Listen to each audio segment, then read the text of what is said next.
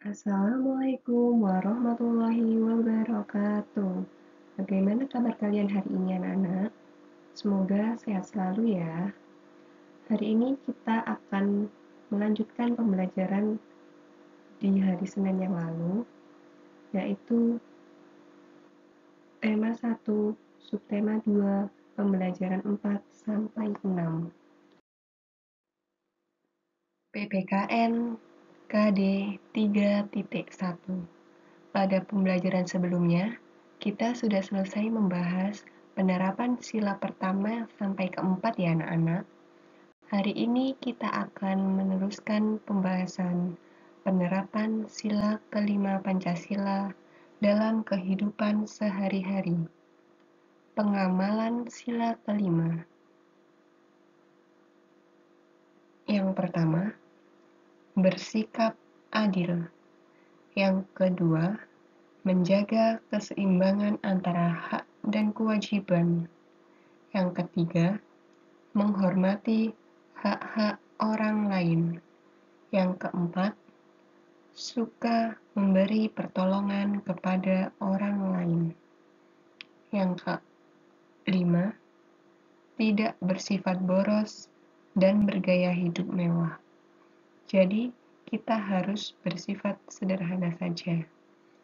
Yang keenam, tidak melakukan perbuatan yang merugikan kepentingan umum. Dan yang terakhir, ketujuh, menghargai hasil karya orang lain.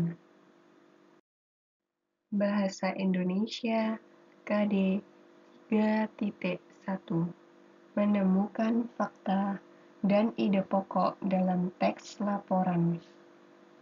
Teks laporan memuat informasi penting yang disajikan dalam bentuk fakta atau data. Informasi tersebut dapat ditemukan dengan membaca teks secara utuh. Untuk mencari tahu fakta yang ada dalam teks laporan, kalian dapat membuat pertanyaan menggunakan kata tanya apa, di mana, kapan, siapa, mengapa, dan bagaimana. SPDP 3.4. Merancang pembuatan patung. Tahapan membuat patung ada 3. Yang pertama, membuat sketsa. Pada kelas 5 dulu, kita sudah belajar ya, apa itu sketsa. Apa kalian masih ingat? Akan Ustazah bahas lagi. Sketsa adalah gambar kasar yang bersifat sementara, atau bisa disebut juga gambar rancangan. Untuk membuat sketsa, biasanya kita menggunakan pensil. 2. Memilih alat dan bahan. Pada pembelajaran sebelumnya, kita sudah membahas dalam pembuatan patung terdapat berapa macam bahan? Ya, ada 2, yaitu bahan lunak seperti tanah liat, lilin, plastisin, dan gips. Bahan keras, contohnya kayu, batu, dan marmer.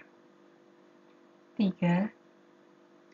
Memilih teknik pembuatan.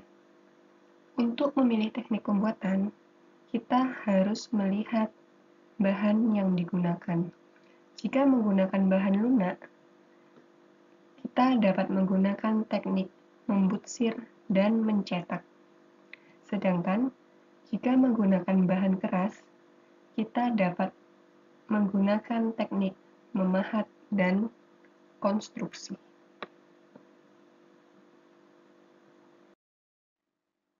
Anak-anak, sekian penjelasan dari Ustazah. Selamat belajar. Wassalamualaikum warahmatullahi wabarakatuh.